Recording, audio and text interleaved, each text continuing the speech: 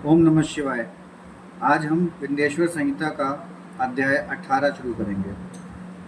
बंधन और मोक्ष का विवेचन, शिव पूजा का उपदेश, लिंग आदि में शिव पूजन का विधान, भस्म के स्वरूप का निरूपण और महत्व, शिव एवं गुरु शब्द की व्युक्ति तथा शिव के भस्म धारण का रहस्य।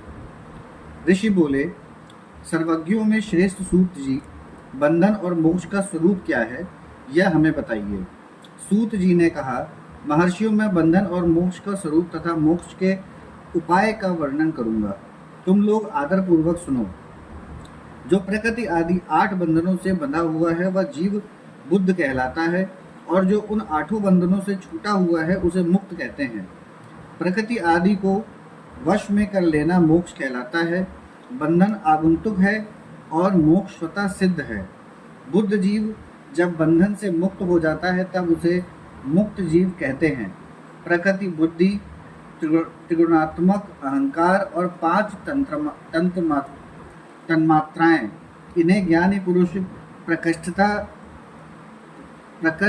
त्याग दृष्टक मानते हैं। प्रकृति आदि 8 तत्वों के समूह से देह की उत्पत्ति हुई है। देह से कर्म उत्पन्न होता है और फिर कर्म से नूतन देह की उत्पत्ति होती है। इस प्रकार बारंबार जन्म और कर्म होते रहते हैं। शरीर को स्थूल, सूक्ष्म और कारण के भेद से 3 प्रकार का जानना चाहिए। स्थूल शरीर व्यापार कराने वाला, सूक्ष्म शरीर इंद्रिय भोग प्रदान करने वाला और कारण शरीर आत्मनंद की अनुभूति कराने वाला कहा गया है। जीव को उसके प्रारंभ कर्मानुसार सुख दुख प्राप्त होता है। वह अपने पुण्य कर्मों के फलस्वरूप सुख और पाप कर्मों के फलस्वरूप दुख का उपभोग करता है। अतः कर्मपाश से बंधा हुआ जीव अपने त्रिविध शरीर से होने वाले शुभाशुभ कर्मों द्वारा सदा चक्र की भांति बारंबार घुमाया जाता है। इस चक्रवत भ्रमण की निवृत्ति के लिए चक्रकर्ता का स्तवन एवं आराधन करना चाहिए। प्रकृति आदि जो 8 पाश बतलाए गए हैं उनका समुदाय ही महाचक्र है, और जो प्रकृति से परे है वे परमात्मा शिव है। भगवान महेश्वर ही प्रकृति आदि महाचक्र के कर्ता हैं, क्योंकि वे प्रकृति से परे हैं। जैसे बकायन नामक वृक्ष का थाला जल को पीता और उगलता है, उसी प्रकार शिव प्रकृति आदि को अपने वश में करके उस पर शासन करते हैं। उन्होंने सबको वश में कर लिया है, इसलिए वे शिव कहे गए हैं। शिव ही सर्वज्ञ, परिपूर्ण तथा निःस्पर्श हैं। सर्वज्ञता, तृप्ति, अनादिबोध, स्वतंत्रता, नित्य, अतुल, अलुप्त शक्ति से संयुक्त होना और अपने भीतर अनंत शक्तियों को धारण करना। महेश्वर के इन 6 प्रकार के मानसिक ऐश्वर्यों को केवल वेद जानता है। अतः भगवान शिव के अनुग्रह से ही प्रकृति आदि 8 तत्वों वश में होते हैं। भगवान शिव का कृपा प्रसाद प्राप्त करने के लिए उन्हीं का पूजन करना चाहिए। यदि कहें शिव तो परिपूर्ण है, निःस्पृह हैं, उनकी पूजा कैसे हो सकती है, तो इसका उत्तर यह है कि भगवान शिव के उद्देश्य से उनकी प्रसन्नता के लिए किया हुआ सत्कर्म उनके कृपा प्रसादों को प्राप्त कराने वाला होता है। शिवलिंग में शिव की प्रतिमा में तथा शिव भक्त जनों में शिव की भावना करके उनकी प्रसन्नता के लिए पूजा करनी चाहिए। वह पूजन शरीर से, मन से, वाणी से और धन से भी किया जा सकता है। उस पूजा से महेश्वर शिव, जो प्रकृति से परे हैं, पूजक पर विशेष कृपा करते हैं और उनका वह कृपा प्रसाद सत्य होता है। शिव की कृपा से कर्म आदि सभी बंधन अपने वश में हो जाते हैं। कर्म से लेकर प्रकृति पर्यंत सब कुछ जब वश में हो जाता है तब वह जीव मुक्त कहलाता है और स्वरात्मराम स्वरूप से विराजमान होता है। परमेश्वर शिव की कृपा से जब कर्म जनित शरीर अपने वश में हो जाता है तब भगवान शिव के लोक में निवास का सौभाग्य प्राप्त होता है। इसी को सालोक्य मुक्ति कहते हैं। जब तंत्रात्माएं वश में हो जाती हैं तब जीव जगदम्बा सहित शिव का समीप्य प्राप्त कर लेता है। यह समीप्य मुक्ति है। उसके आयुध आदि और क्रिया आदि सब कुछ भगवान शिव के समान हो जाते हैं। भगवान का महाप्रसाद प्राप्त होने पर बुद्धि भी वश में हो जाती है। बुद्धि प्रकृति का कार्य है, उसका वश में होना शास्त्र मुक्ति कहा गया है। पुनः भगवान का महान अनुग्रह प्राप्त होने पर प्रकृति वश में हो जाएगी। उस समय भगवान शिव का मानसिक ऐश्वर्य बिना यत्न के ही प्राप्त हो जाएगा। सर्वज्ञता और तृप्ति आदि जो शिव के ऐश्वर्य हैं, उन्हें पाकर मुक्त पुरुष अपने आत्मा में विराजमान होता है। वेद और शास्त्रों में विश्वास रखने वाले विद्वान पुरुष इसी को सायुज्य मुक्ति कहते हैं। इस प्रकार लिंग आदि में शिव की पूजा करने से क्रमशः मुक्ति स्वतः प्राप्त हो जाती है। इसलिए शिव का कपड़ा प्रसाद प्राप्त करने के लिए तत्संबंधी क्रिया आदि के द्वारा उन्हीं का पूजन करना चाहिए।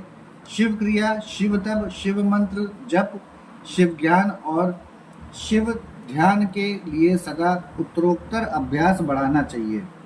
प्रतिदिन प्रातः काल से रात को सोते समय तक और जन्म काल से लेकर मृत्यु पर्यंत सारा समय भगवान शिव के चिंतन में ही बिताना चाहिए।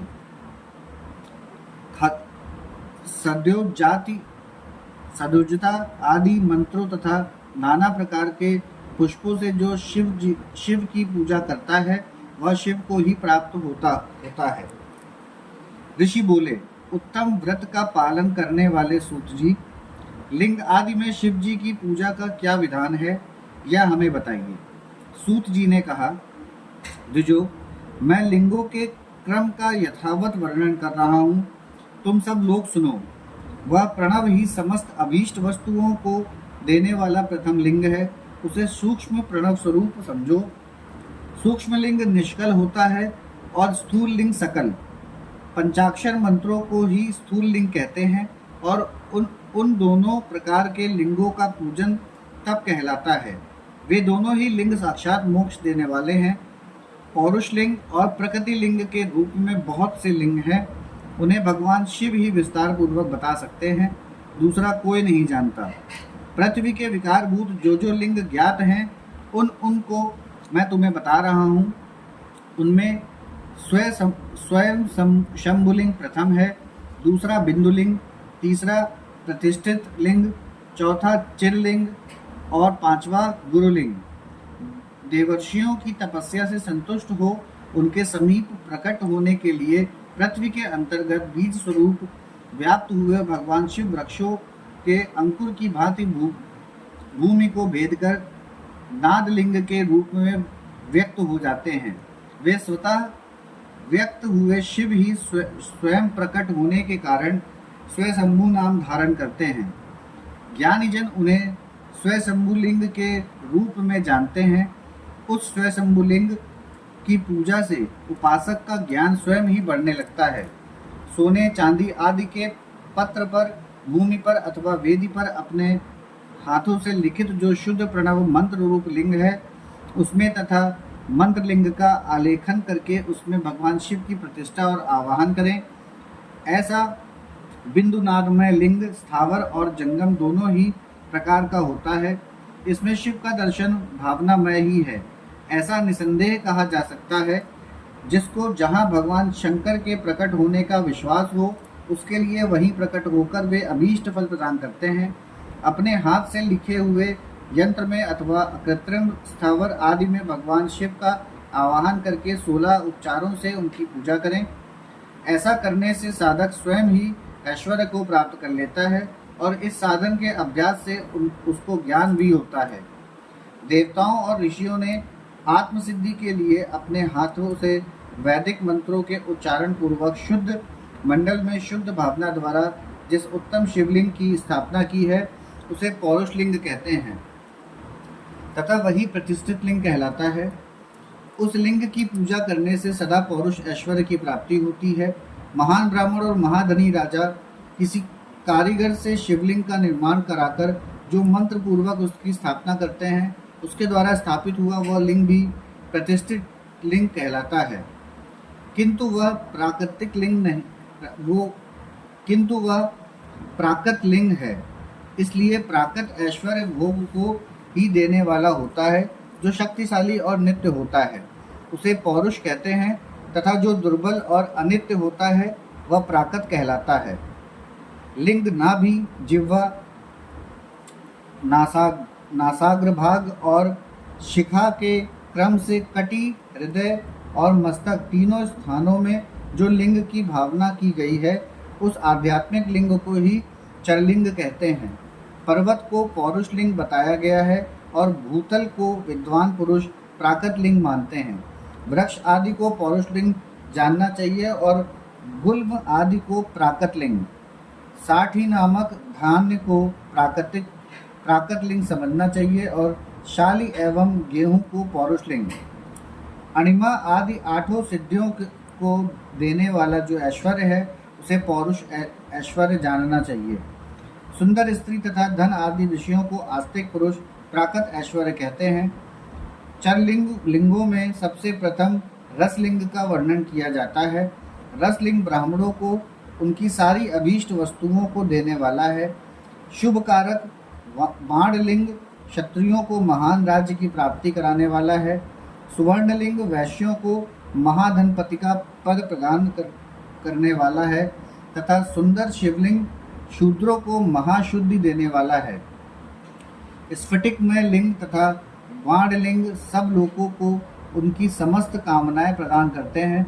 अपना ना हो तो दूसरे का स्फटिक या बाणलिंग भी पूजा के लिए निषिद्ध नहीं है। स्त्रियों विशेषता सदवाओं के लिए पार्थिव लिंग की पूजा का विधान है। प्रवृत्ति मार्ग में स्थित विधवाओं के लिए स्फटिक लिंग की पूजा बताई गई है, परंतु विरक्त विधवाओं के लिए रसलिंग की पूजा को ही श्रेष्ठ कहा गया है। उत्तम व्रत का पालन करने वाले महर्षियों बचपन में, जवानी में और बुढ़ापे में भी शुद्ध स्फटिक में शिवलिंग का पूजन स्त्रियों को समस्त भोग प्रदान करने वाला है। ग्रह सक्त स्त्रियों के लिए पीठ पूजा भूतल पर संपूर्ण अभीष्ट को देने वाली है। प्रवृत्ति मार्ग में चलने वाला पुरुष सुपात्र गुरु के सहयोग से ही समस्त पूजा कर्म संपन्न करे। इष्ट देव का अभिषेक करने के पश्चात अगहनी के चावल से बने हुए खीर आदि पकवानों द्वारा नैवेद्य अर्पण करे। पूजा के अंत में शिवलिंग को संपुट में पधराकर घर के भीतर पृथक रखते। जो निर्वृत्ति मार्गी पुरुष है उनके लिए हाथ पर ही शिवलिंग पूजा का विधान है। उन्हें भिक्षादि से प्राप्त हुए अपने भोजन को ही नैवेद्य रूप में निवेदित करना चाहिए। निर्वृत्त पुरुष के लिए सूक्ष्म लिंग ही श्रेष्ठ बताया जाता है। वे विभूति के द्वारा पूजन करें और विभूति को ही नैवेद्य रूप से निवेदित भी करें। पूजा करके उस लिंग को सदा अपने मस्तक पर धारण करें। विभूति 3 प्रकार की बताई गई है, लोकाग्नि जनित, वेदाग्नि जनित और शिवाग्नि जनित। लोकाग्नि जनित या लौकिक भस्म को द्रव्यों की शुद्धि के लिए लाकर रखें। मिट्टी, लकड़ी और लोहे के पात्रों की, धान्यों की, तिल आदि द्रव्यों की, वस्त्र आदि की तथा पयुर्षित वस्तुओं की भस्म से शुद्धि होती है। कुत्ते आदि से दूषित हुए पात्रों की भी भस्म से ही शुद्धि मानी गई है। वस्तु विशेष की शुद्धि के लिए यथा योग्य सजल अथवा निर्जल भस्म का उपयोग करना चाहिए। वेदांगनी जनित जो भस्म है उसको उन वैदिक कर्मों के अंत में धारण करना चाहिए। मंत्र और क्रिया से जनित जो होम कर्म है वह अग्नि में भस्म का रूप धारण करता है। उस भस्म को धारण करने से वह कर्म आत्मा में आरोपित हो जाता है। अघोर मूर्तिधारी शिव का जो अपना मंत्र है उसे पढ़कर बेल की लकड़ी को जलाएं। उस मंत्र से अभिमंत्रित अग्नि को शिवाग्नि कहा गया है। उसके द्वारा जले हुए काष्ठ का जो भस्म है वह शिवाग्नि जनित है। कपिला गाय के गोबर अथवा गाय मात्र के गोबर को तथा शमी, पीपल, पलाश, बड़, अमलतास और बेर इनकी लकड़ियों को शिवाग्नि से जलाएं। वह शुद्ध भस्म शिवाग्नि जनित माना गया है, अथवा कुश की अग्नि में शिव मंत्र के उच्चारण पूर्वक काष्ठ को जलाएं। फिर उस भस्म को कपड़े से अच्छी तरह छानकर नए घड़े में भरकर रख दें। उसे समय समय पर अपनी कांति या शोभा की वृद्धि के लिए धारण करें। ऐसा करने वाला पुरुष सम्मानित एवं पूजित होता है। पूर्व काल में भगवान शिव ने भस्म शब्द का ऐसा ही अर्थ प्रकट किया है। जैसे राजा अपने राज्य में सारभूत कर को ग्रहण करता है, जैसे मनुष्य सस्य आदि को जलाकर उसका सार ग्रहण करते हैं, तथा जैसे जठरानल नाना प्रकार के भक्ष्य भोज्य आदि पदार्थों को भारी मात्राओं में ग्रहण करके जलाकर सारतर वस्तु ग्रहण करता और उस सारतर वस्तु से स्वदेह का पोषण करता है, उसी प्रकार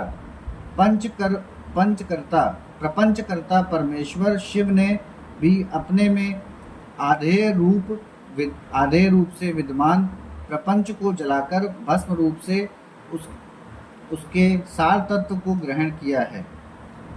प्रपंच को दग्ध करके शिव ने उसके भस्म को अपने शरीर में लगाया है।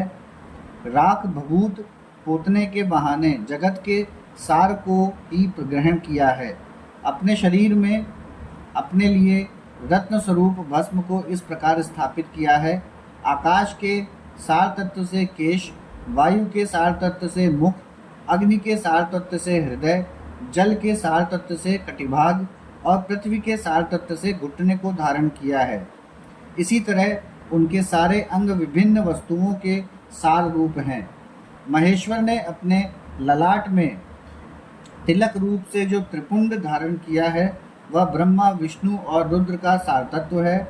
वे इन सब वस्तुओं के जगत के अभ्युदय का हेतु मानते हैं। इन भगवान शिव ने ही प्रपंच के सार सर्वस्व को अपने वश में किया है, अतः इन्हें अपने वश में करने वाला दूसरा कोई नहीं है। जैसे समस्त भृगों का हिंसक मृग सिंह कहलाता है और उसकी हिंसा करने वाला दूसरा कोई मृग नहीं है, अतएव उसे सिंह कहा गया है। शाकार का अर्थ है नित्य सुख एवं आनंद, इकार का अर्थ है पुरुष और वकार का अर्थ है अमृत स्वरूपा शक्ति। इन सबका सम्मिलित रूप ही शिव कहलाता है। अतः इस रूप में भगवान शिव को अपना आत्मा मानकर उनकी पूजा करनी चाहिए। अतः पहले अपने अंगों में भस्म मलें, फिर ललाट में उत्तम त्रिपुंड धारण करें। पूजा काल में सजल भस्म का उपयोग होता है और द्रव्य शुद्धि के लिए निर्जल भस्म का। गुणातीत परम शिव राजस आदि स्वीकार गुणों का अवरोध करते हैं, दूर हटाते हैं, इसलिए वे सबके गुरु रूप का आश्रय लेकर स्थित हैं। गुरु विश्वासी शिष्यों के तीनों गुणों को पहले दूर करके फिर उन्हें शिव तत्व का बोध कराते हैं, इसलिए गुरु कहलाते हैं। गुरु की पूजा परमात्मा शिव की ही पूजा है। गुरु के उपयोग से बचा हुआ सारा पदार्थ आत्मशुद्धि करने वाला होता है। गुरु की आज्ञा के बिना उपयोग में लाया हुआ सब कुछ वैसा ही है जैसे चोर चोरी करके लाई हुई वस्तु का उपयोग करता है। गुरु से भी विशेष ज्ञानवान पुरुष मिल जाए तो उसे भी यत्नपूर्वक गुरु बना लेना चाहिए। अज्ञान रूपी बंधन से छूटना ही जीव मात्र के लिए साध्य पुरुषार्थ है। अतः जो विशेष ज्ञानवान है वही जीव को उस बंधन से छुड़ा सकता है।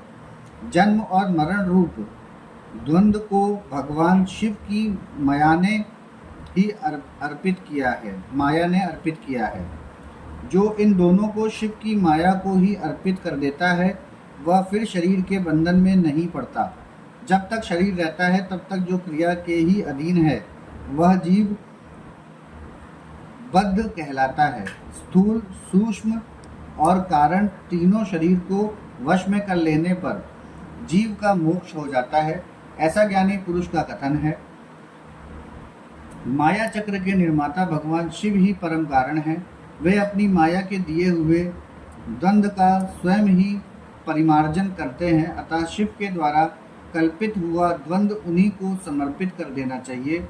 जो शिव की पूजा में तत्पर हो वह मौन रहे, सत्य आदि गुणों से संयुक्त हो तथा क्रिया, जप, तप, ज्ञान और ध्यान में से एक एक का अनुष्ठान करता रहे।